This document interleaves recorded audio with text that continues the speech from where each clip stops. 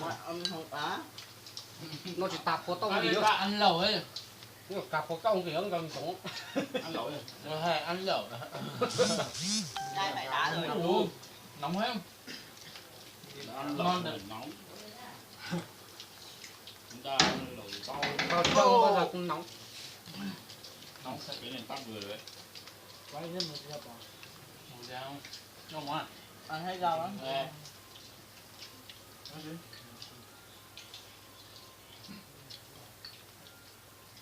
Tâm sao lòng một cái ta đi hãy có lấy cái khải nó là gì Nhớ bỏ mà. Cho. Nhưng bỏng hay thằng chí. Đi hết giờ. Cho mừng.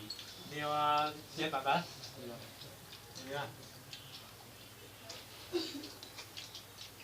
Rồi của mà cho có một cái thành phố nó là Nhà bọn nó có trong bé. Nhà nhau phải có cô nó không mà. còn mà đó. Không có phải nó hay về biết Nhà xong mùa bỏ tên mua tiền nè. Nó Bây cao giờ hết ơi. rồi. Lông bò chơi Tết. có ba cái một chế rồi mà Tôi tỏ cái tính nhập viện. Đang tình trạng sốt cao. Còn thật mà lên đỉnh quá mà tí mà ngủ tại chỗ. Mò lụt. Con gái hơi khỏe đấy. Tổng cho nó giờ gió gì giờ Bây giờ giờ ná đó Nặng lại. náo náo Náo cái liếc. sự khờ Được cái cho con nó mua. ô chả có chuyện ngon một thể thứ lù. Cho nó chỉ là lẩu này. Rồi chua cho nó. Và cá cho nó lâu tiếng tô nó đi. rồi nó nhỏ không Không. Thì nó ăn được hết. tiết tôi ăn kiểu nào cũng được mà nhưng mà mỗi tội là nó không vừa khẩu vị. Có mì tôm thì anh Ngon mà. anh làm hết nhỉ. Mày không. Cái này chỉ hợp cho vào thịt dưới nhỉ. thịt băm cháo để nó giải nhiệt. Nó có cô cũng tiểu thế. có muốn họ chở bao hả Làm nên mạnh à. có đóng đi ha Wow. Nó mà họ. Nó mà họ. Giờ đấy một cái. không muốn Cái chạy chè cũng một chén mà học nhá. Ngào chè của. Cái cùi rúa chè chè của mà. Wow. Tôi chọn hỏi tại những gì ấy. Chứ còn đo chip một nốt em thầu. Tao chip của trong tè. Tên nu nhiều nhau là nhiều mạnh nào. Không phải là mạnh nhiều. Ăn kiểu mạnh. Phải học tưởng ha. Nhưng có nhau nhưng mà học. Thằng nào ở lại thằng Tổng Ở lại đưa gái về. hết luôn á. Nó đưa gái về nó cho 50.000 Tao có đi nhiều trên đấy. bước ra có bước ra nó Thấy tối ở mày hoan cơm nữa. hấp thu lúc Mà béo tao. lắm. Nhưng cứ tầm Không sống nào ra. không thế à? Tao không biết tí xem phải tiếp không. Dân chơi ngáo nhất năm không chịu về nhà ở đây chị Thì vì cái Mình thích thì mình chơi thôi nhỉ.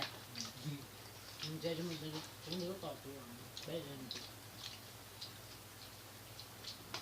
Mình thích mình chơi thôi cái tao. này cái lôi nó đập co rồi đập có đảm nghe coi là cùng chế ta đâu đó này cứ nhưng mà cùng chế ta đi một sự từ cái tỏ được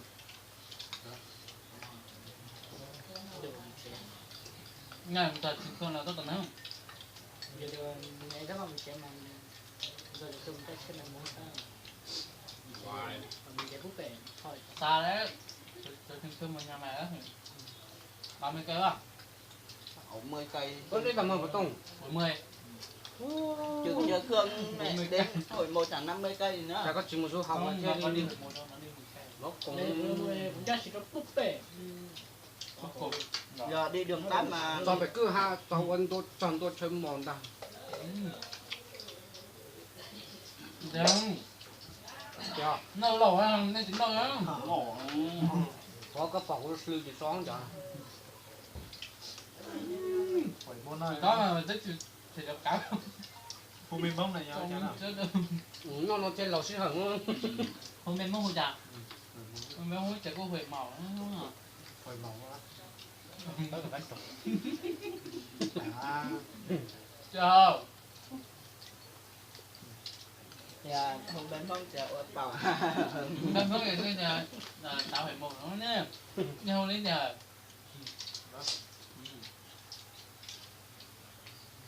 Lỗ phỏng. nghe lúc vậy mày không phải giá đi. Phải cái hả? Nhưng mà hạt giống là Hạt giống nhiều gió mà. Nhưng sao hạt giống nhau?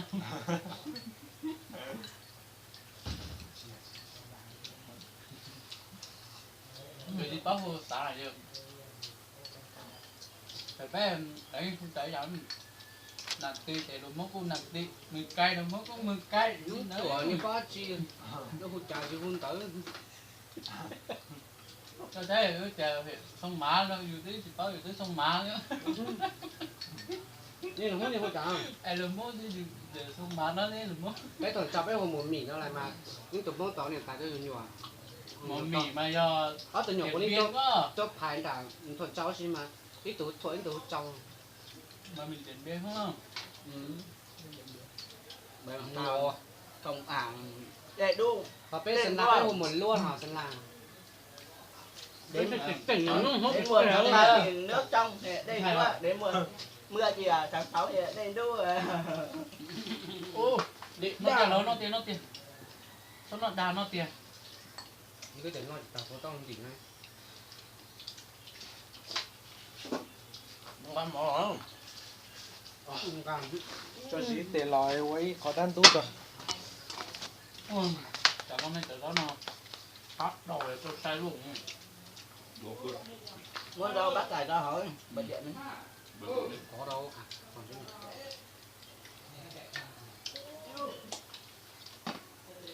cái ba cũng mà Được. Đón đầu tao. Đào tao. thoát kìa Cái này là ăn sống mới sướng không?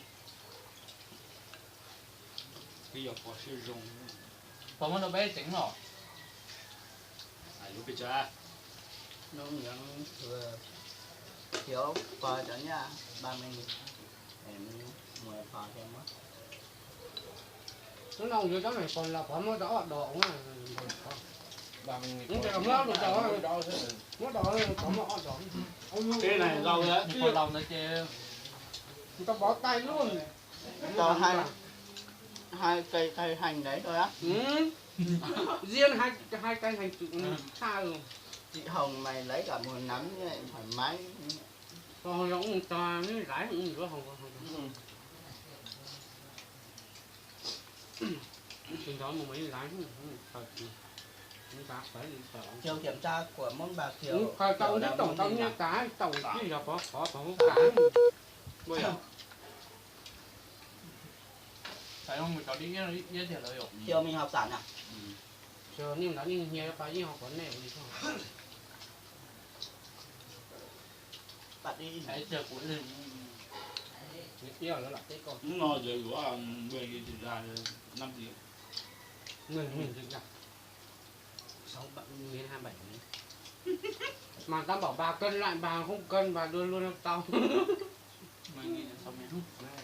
quá ít Nó tò hồng quá chưa? Nghỉ bà ra ra đi du lịch nữa nó nghỉ về một quê tay rồi. Về quê ăn Tết rồi, có nhiều tiền rồi. cái chuột Nhiều dữ. Một ngày đó tiền lãi khoảng tầm 2 triệu. nó gì nó chứ Một ngày 20 triệu. Một tháng 60 triệu.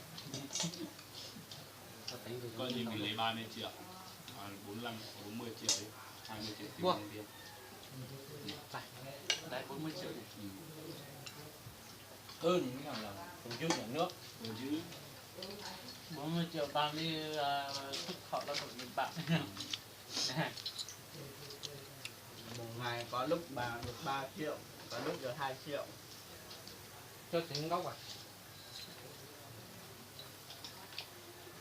cho tính là tính cái này thôi Bố có chín nào? gốc thì tính là gì cái ở kia họ yêu vào À iya. Anh chị à. yêu nó thế mòn bay Đấy, được cái là sỏi em cho nó được. Nông. cái nó mới xuống chỉ có nó chỉ sống và đã rồng chứ chỉ tàu kia là Cái này làm thôi được mà. to quả đấy phơi phơi rau Không có gì hết. rồi là ăn bột phải phổi khô trăm bông nữa Bỏng cái nọ.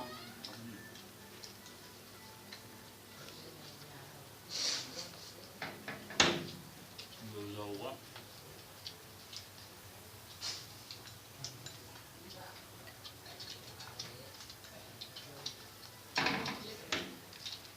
Sao mày đi chơi rau không? hả Mày đi một rau không?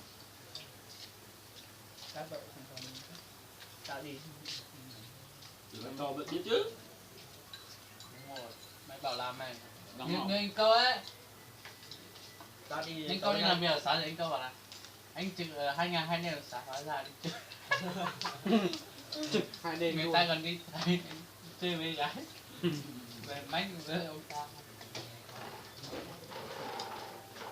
Ông cho bệnh viện con Ở người. xuống một trâu Đâu đâu mới đi được. về ngủ xong thác giải yếm tâm dập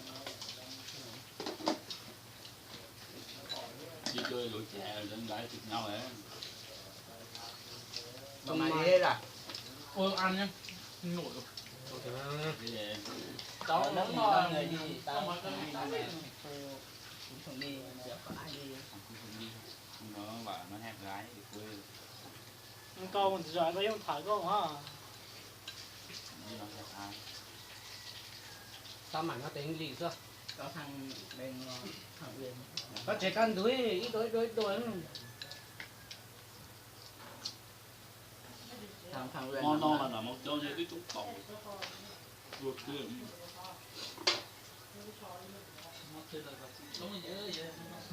vỉa hè đấy không gái chụp đầy đường ngủ Hỏi phòng này bị lòi chứ. Đã coi như giờ lấy 100 chỉ đâu rồi. bây giờ là chúng ta biết tôi hẹn nhau một đã đúng đấy chỉnh nhau em học sau truyền con đó rồi thậm chí nếu ông có vợ có mấy bà có chúng hẹn nhau mình thứ hai có được nghỉ không nhỉ chỉ to rồi chỉ to biết là gì cho đi không biết làm gì to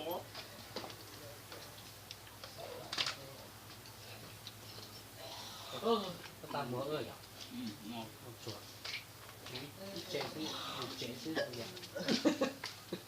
Chịu chế tới à.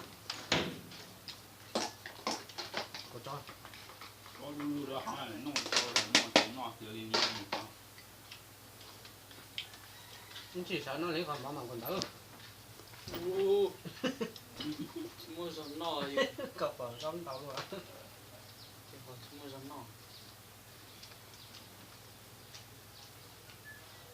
sao thằng căng không phải cái vị này nó phải ngon này Vì có chuyện ác kìa. Món tông ha. Thực cấp. có có sư này một tàu ngộ nó cả một tàu Kìa. Cả cái lưỡi quen